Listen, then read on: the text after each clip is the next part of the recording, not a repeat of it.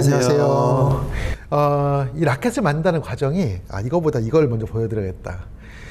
이게 지금 이제 그 자연 곡선이라고 그러나 제가 이거 곡선 이름을 잊어버렸네. 그러니까 이제 일반적으로 우리가 자연 상태에서의 뭐를 이렇게 표본 추출을 해보면 항상 이런 곡선이 된다는 거예요. 지난 시간 우리 라켓이 빨라지는 거 어떻게 하면 빨라지냐 얘기를 했잖아요. 그렇죠.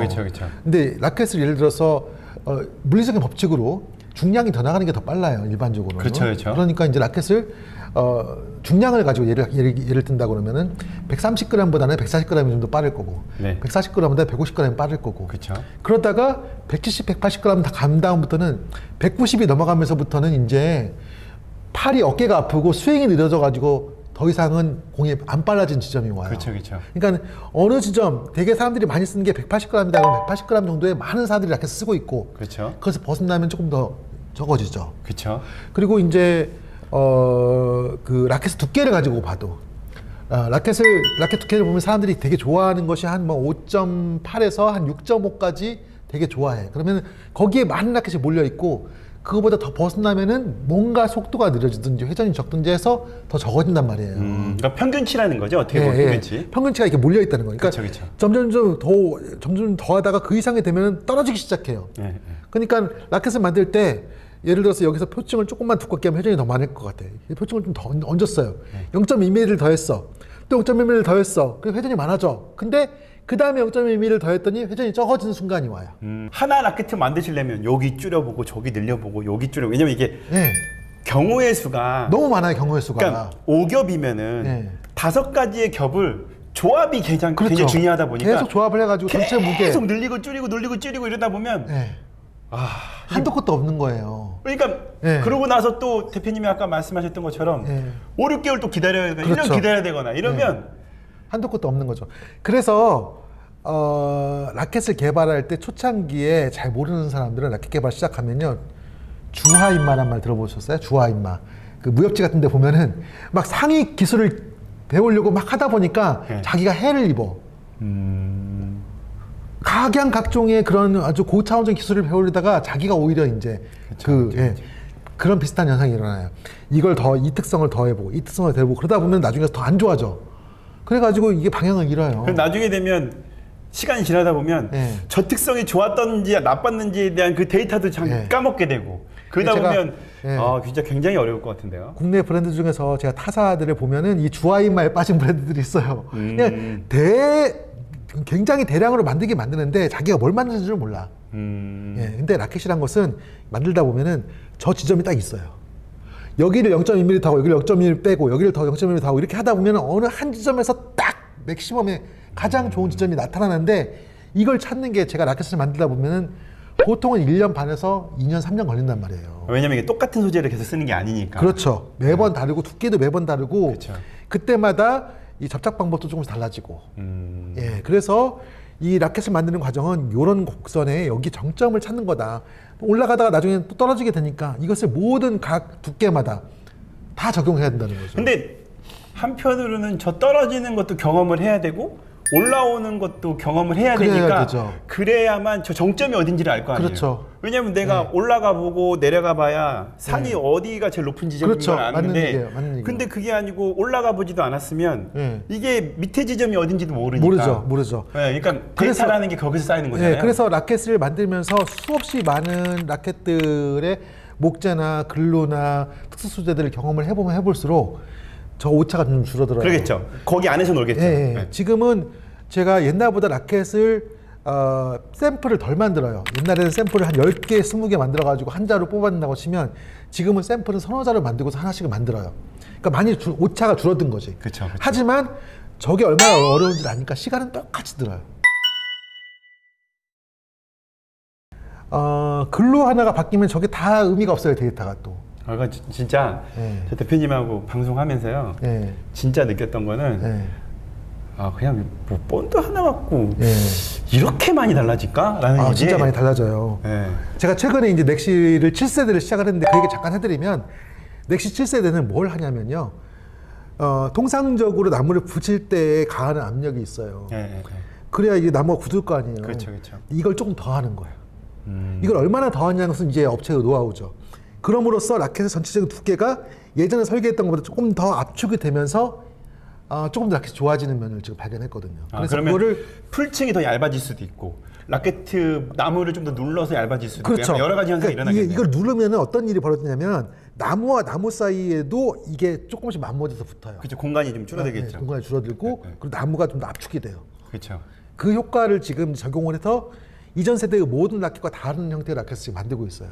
그러니까 조금 더 얇아졌지만은 그러니까 예를 들면 이런 거죠. 원래는 6.0mm짜리 라켓이에요. 근데 제가 이제는 레시피를 6점이나 6.3으로 만들어도 6.0으로 나오는 거지. 그러니까 두께는 똑같아 보일지 모르겠지만 조금 더 스피드가 업해 있어요. 왜 제가 이걸 하냐면 공이 바뀌었잖아요. 옛날에 저기 셀룰로이드 공대 만들었던 라켓들이 좋은 라켓들이 많거든요. 그거를 공이 바뀌었는데 지금 시대 똑같이 이끌어봤자 의미가 없는 거죠. 거기에 플러스 알파의 스피드를 더하려고 하다 보니까 소재적인 측면보다는 이 접착 방식에 대해서 뭔가 노하우를 더해야 되겠다라고 해서 지금은 이제 그 그러니까 조금 더 압축된 형태의 접착 방식으로 새로운 세대를 지금 시작을 했어요. 그래서 이제 제가 라켓을 하나 오늘 가져왔는데 이게 이번에 이제 출시된 첫 번째 7세대 라켓이에요. 이게 지금 바토스라는 라켓인데 네? 이전 세대 바토스하고 크게 뭐 형태는 많이 바뀌지 않았어요. 겉모양은 비슷한데 실제로는 구성이 좀 바뀌었죠. 예. 육안으로 봤을 때는 일반인들은 그거에 대한 차이점을 거의 못 느끼겠네요. 물론 디자인은 바뀌어 있고 여기 더 클래식이라고 썼어요. 그러니까 넥시의 라켓 중에서 클래식이라고 부를 만한 라켓들만 그 압축 공법을 써가지고 압축 접착 방식 써가지고 새로 만들고 있어요. 그리고 이제 그러면 이게 클래식이 붙으면 거의 7세대라고. 7세대가 클래식이에요. 그렇죠. 7세대는 다시 클래식을 붙이고 있고 그 다음에 여기에 소재도 조금 저희가 바꿨는데 이 소재도 예전에 그 평직이 아니고 능직 소재로 해서 지금 보면은 좀 세대를 달리하기 위해서 빨간색으로 되어 있는 그런 새로운 소재들을 넣어가지고 지금 하고 있어요. 그래서 어떻게 보면은 이제 브랜드 자체가 노후화되지 않고 시대의 흐름에 맞춰서 계속해서 변화를 해야 되겠다는 생각을 담은 것이 7세대 라켓입니다. 그러니까 어떻게 보면 대표님의 지금의 이런 방법이 나왔다라는 거는 이제는 소재에서는 한계점이 어느 정도 아니면 정립이 어느 정도 됐으니까 정립이 됐죠, 사실은. 네, 정립이 됐으니까 아까 근데 솔직히 제가 들어봤을 때 많은 소재가 나오지는 않았어요. 뭐 카본도 카본 안에서 몇 가지 그리고 목재도 목재 안에서 몇 가지. 왜냐면 이게 한계점이 분명히 있으니까. 그래서 그렇지만 여기서 그 한계를 좀 더 뛰어넘으려면 이제는 접착 방식을 조금 더 고민해 봐야 되겠다라는 생각 때문에 생기게 된 그렇죠. 제품이라고 생각하면 되겠네요. 이게 제가 공개해도 괜찮은 게 이걸 다른 브랜드들이 못 따라해요. 왜냐면은 똑같은 접착제 가지고서 한다고 되는 게 아니거든요. 이 압축 접착이라는 것이. 그래서 이거는 뭐 따라할 수가 없으니까. 근데 어쨌든 이 7세대 라켓은 기존 세대보다는 조금 더 파워를 업했다, 기본적으로. 그리고 이제 소재도 조금씩 변경을 했지만 기본적인 라켓의 감각, 성능을 가져오되 더 파워업, 회전업을 하기 위해서 고민했던 것이 7세대다라고 볼 수 있고, 이제 처음으로 이게 하나 나왔어요. 스티가 얘기를 좀 해보려고 그래요. 네. 스티가에 이제 카보나도라는 라켓에 들어가 있는 텍스트림이라는 소재예요. 이전에 카본 소재 보여드렸잖아요. 3K라고 하는 거. 그 3,000가닥이라고 그랬잖아요. 이거 다른데요? 이거는 엄청 넓죠? 육안으로 봐도 다른데요? 일단 제가 봤을 네, 때는 네. 단순 무식하게 봤을 땐 체스판인데요? 네, 넓어요. 체스판 저게 같은데요? 2cm예요, 2cm. 네. 그러니까 1cm라고요? 2cm. 2cm요? 아마 2cm로 제가 기억을 하는데 카본은 가장 넓은 것이 이게 나오기 전까지는 12K라는 게 있어요. 12K. 12,000가닥. 그러니까 그거는 이제 눈으로 확인이 거의 안 되겠네요. 아니요. 더 넓어요. 그러니까 저 간격이 더 넓다고요? 그러니까 3K는 굉장히 미세하고 12K는 좀 더 넓어요. 근데 저거는 12K보다도 훨씬 더 넓어요. 근데 저게 왜 나오기가 어렵냐면 그 미세한 실을 옆으로 쫙 펴기가 어려워요. 근데 그거를 옆으로 쫙 펴는 방식에 대한 특허를 스웨덴의 어떤 회사가 갖게 됐어요. 그게 텍스트림이라는 방식이에요. 근데 이제 말씀드렸지만은 스티가는 에폭시라는 글루를 안 쓰기를 원했잖아요. 그렇죠, 그렇죠. 근데 3K는 에폭시라는 글루를 쓰지 않으면 잘 안 붙어요. 그래서 저걸 딱 본 순간에 스티가가 어떻게 생각했냐면, 야, 저거는 카본이 넓게 펴지니까 저 상태로 나무에 잘 붙겠다.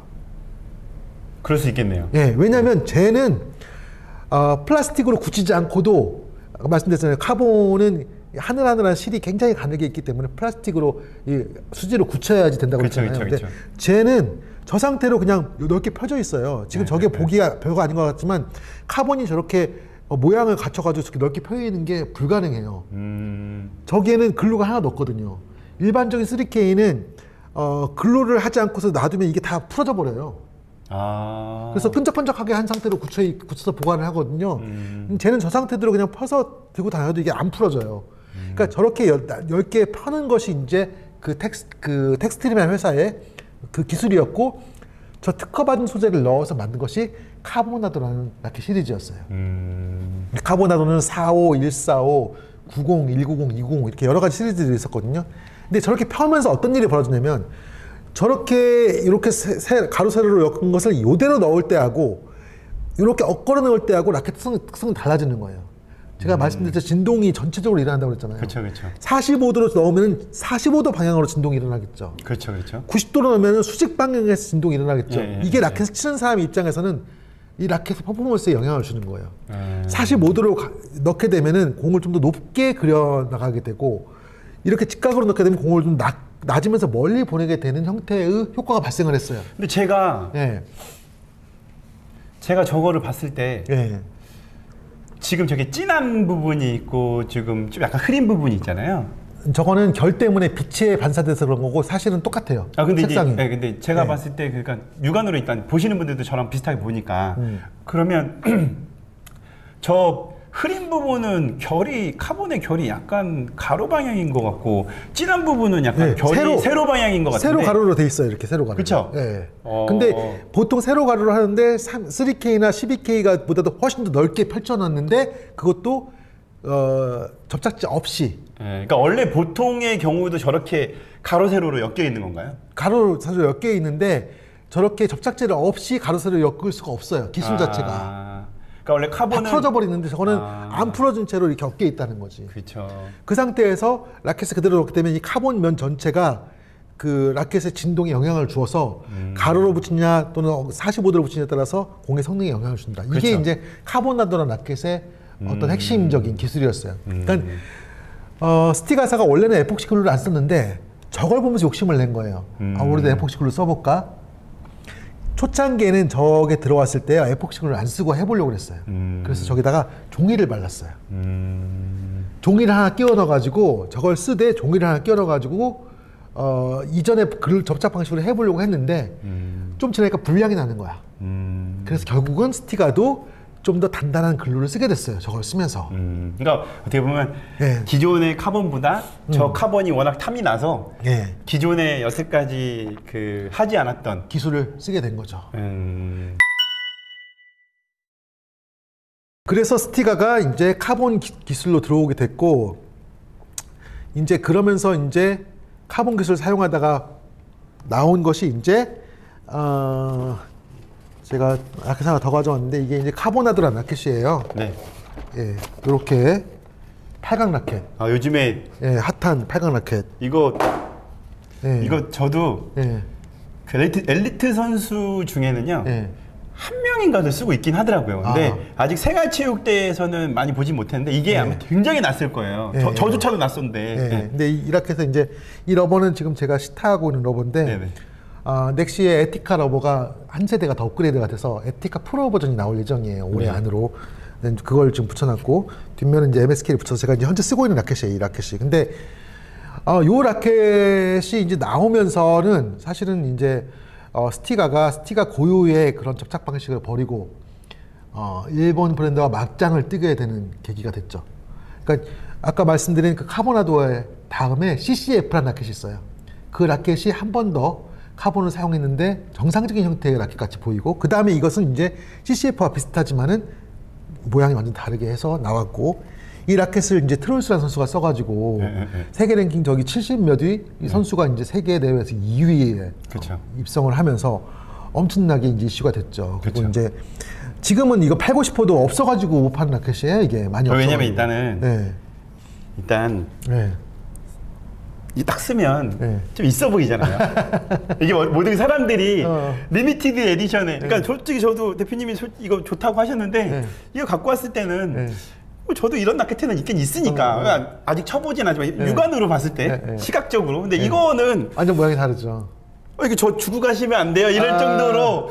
그러니까 제가 왜냐면 이게 이거 누가 한 번쯤 장난쳤을 것 같다는 느낌이 제가 이거 들었잖아요. 드리고 갈 테니까 대신에 시타 영상을 올려주세요. 아 그래요? 네, 한번. 네. 근데 이게 지금 대표님이 말씀하신 것처럼 이게 그런 거라는 거잖아요. 이 여기 안에 카본이 카본이 들어있어요. 예, 그 카본이 들어가 있어요. 저거처럼 들어가 있다는 얘기잖아요. 아니요, 카본은 이건 정상적인 일반적인 카본이에요. 아 일반적인. 그런데 카본. 저는 이 라켓의 비밀은 카본층에 있다고 생각해요. 왜냐면은 이게 독일 카본이거든요. 네네네. 독일에서 만든 새로운 카본층을 썼어요, 스티가가. 저 텍스트림을 쓰지 않고. 그럼 뭔가 좀 좋은 점이 있겠죠? 제가 볼 때는 다른 카본하고 좀 특성이 달라요. 카본이 모양이 다 같은 게 아니거든요. 아, 그러겠죠. 예, 소재의 밀도라든지 접착 방식이라든지 또 배열 방식 여러 가지가 다 달라서 똑같은 3K라고 하더라도 회사마다 달라요. 예를 들면 일본의 토이레라는 회사가 있어요. 근데 토이레라는 회사는 카본의 성질에 따라서 100, 200, 300, 400 해가지고 1000까지 나와요. 근데 일반에게는 700까지 팔아요. 토레이 700이 일반 시장에서 살 수 있는 가장 좋은 높은 소재고 그 이후에 800, 900, 1000은 군사용으로만 쓰고 판매를 안 해요. 예, 어쨌든 굉장히 다양하단 말이에요, 카본이. 한국에서도 지금 효성에서 이제 카본을 만들고 있는데 어쨌든 독일에서 만든 카본을 가지고 라켓을 만들었어요. 근데 그거를 한 줄로 짧게 써놨어. 그리고 스티가의 모든 광고는 이 육각형 형태에 대해서 얘기하거든요. 근데 제가 볼 때는 이 카본층에 이 라켓의 비밀이 있어요. 그러니까 이게 한편으로는 너무 좋아서 숨기고 싶을 수도 있겠네요. 제 생각엔 그럴 수도 있을 것 같아요. 왜냐면은 이 라켓을 형태에만 집중하게 하면 여기 들어가는 소재에서 관심을 안 둘 거 아니에요. 그렇죠, 그렇죠. 다른 회사가 그 독일 그 공장에 접촉해가지고 그 카본을 쓰고 싶지 않기를 바라지 않을까. 왜냐면 아까 저것도 지금 그 스티가라는 사가 어떤 이 카본이라는 라켓 소재를 받아들이는 데까지 시간이 그렇게 오래 걸렸는데 근데 봤을 때 뭔가 이거 좋고 신선한데 그랬을 때 지금 자기가 기존에 만들고 있었던 방법을 버리고 새로운 시장으로 또 들어온 거잖아요. 그렇죠. 그것처럼 얘도 지금 그렇게 쉽게 스티가를 선택할 수 있었던 카본은 아닐 거라는 대표님의 짐작이잖아요. 하지만 제가 봐도 약간 그럴 것 같다는 생각이 드네요. 다마스사는 제가 볼 때는 80년대 말, 90년대 초 요때 이제 실험을 많이 했던 회사예요. 카본 소재를 가지고서 이것도 해보고 저것도 해보고 그러다가 90년대 중반에 있어서는 더 이상의 실험이 그때부터 없어요. 그런 것 같아요. 특수 소재가 유명했던 회사잖아요. 아무래도 따지면. 근데 그 특수 소재가 이제 한계점이 부딪혔는지 아니면 최적화를 시켰는지는 모르겠지만 지금은 뭐 특별하게 뭐 안에다 넣냐 바깥에 넣냐 바뀐 것이 없고 계속해서 동일한 라켓 한두 개를 가지고서 이름만 바뀌고 지금은 이제 손잡이만 바뀌면서 그렇죠. 뭐 약간 이렇죠. 뭐 선수 이름 따서 어떤 선수 이름으로 소재는 거의 비슷하고 그렇게 지금 되어 가고 있는데 한편으로는 이제 아쉬운 점이기도 하고 저 같은 그 넥시 같은 이제 작은 소규모 회사 입장에서는 그쪽에서 아무것도 안 하니 저는 할 여지가 많은 거죠. 그럴 수 있죠. 근데 이제 그걸 나쁘게 보면은 더 이상 창의적인 개발이 없는 거고 또 다른 편으로 보면 버터플라이는 답을 찾았고 더 이상 뭐 다른 거 안 해도 된다라고 볼 수도 있어요. 그렇죠. 어느 쪽이 답인지 몰라요. 근데 저로서는 여전히 할 여지가 많은데 멈췄다고 보이는데 근데 이제 버터플라이가 그렇게 됐던 근본적인 원인 중에 하나는 여기에 들어간 소재의 문제인데 처음 카본을 썼잖아요. 카본을 썼는데 카본의 다음에 이제 ALC라는 소재를 썼어요. 그 다음에 ZLC라는 소재를 썼어요. 근데 ALC나 ZLC의 상당 부분이 일본의 군사 뭐라고 하죠? 군사업체들이 사용한 특수 소재에 해당해요. 그러니까 버터플라이에 사용하고 있는 ZLC나 ALC를 외부 유출을 하지 않아요. 그게 더 좋다 나쁘다는 개념은 아니에요. 그 다른 회사에 쓰고 있는 카본이 일본의 카본보다 나쁘다 또는 다른 회사에 쓰고 있는 ALC가 일본의 ALC보다 나쁘다 이런 얘기는 아닌데 그게 군사용품으로 한정되면서 일본 내수 시장에서만 그것이 판매가 되고 해외 판매가 금지되는 군수품이에요. 그것도 처음 알았네요. 네, 군수품이에요. 그래서 그것을 사려면 굉장히 비싼 가격으로 좀 어렵게 구해야 돼. 그러니까는 타 브랜드에서는 일본에서 쓰고 있는 그런 소재가 아닌 유사한 소재를 쓰지 정확하게 그 소재를 쓸 수가 없는 거죠. 그러면서 일본의 회사들은 이제 게을러진 거죠. 딴 나라에서 이거 못 쓰니까 우리는 이것만 붙이면 고유한 제품이 그러니까 나온다. 소재를 독점했으니까. 소재를 독점했으니까. 그래서 이제 그런 기술 개발 자체가 멈춰버리고 그 다음부터는 이제 선수 마케팅만 하고 있는 거지. 이제 라켓 부분에 있어서는 예. 이제 얼마 남지 않았네요. 대표님이 예. 저한테 10편이라고 하셨으니까 10편 정도에 예. 대충 끝나지 않을까. 예. 근데 네. 지금 이게 지금 9편이죠? 네, 9편 정도 찍은 것 같아요. 다음 편에서 마무리하겠습니다. 네, 감사합니다. 네, 그러면 네. 그거 이후에는 이제 어떤 거? 이후에는 러버에 대한 이야기를 한번 그것도 제가 봤을 때 지금 준비를 대표님이 이 꼼꼼함이나 노하우로 봤을 때는 그것도 만만치 않은 시간을 보낼 것 같은데. 근데 러버는 사실 제가 라켓만큼 잘 알지 못해서 제가 아는 범주 내에서 좀 최대한 열심히 해보고 네. 근데 라켓은 근데 좀 재밌는 게요. 이것은 어떤 것을 구상을 해가지고 실제로 샘플을 받기까지 시간이 오래 걸리지 않아요. 근데 러버는 좀 달라요. 그렇죠. 예, 접근성이 그래서, 좀. 그래서 제가 다양하게 실험하기에 많이 한계가 있었고 그럼에도 불구하고 이제 러버에서 제가 아는 것들을 한번 계속 이어가 보도록 하겠습니다. 네, 그러면은 예. 오늘 이거 전 득템을 했습니다. 일단 득템을 한 걸로 만족을 하고 다음 시간에 요거에 대한 걸 자세하게 얘기해 주신다고 한번 했으니까 요거에 대한 부분 저는 아직 이름도 제대로 잘 몰라요. 그래서 요 부분에 대해서 마지막 편으로 준비해 보도록 하겠습니다. 감사합니다. 감사합니다.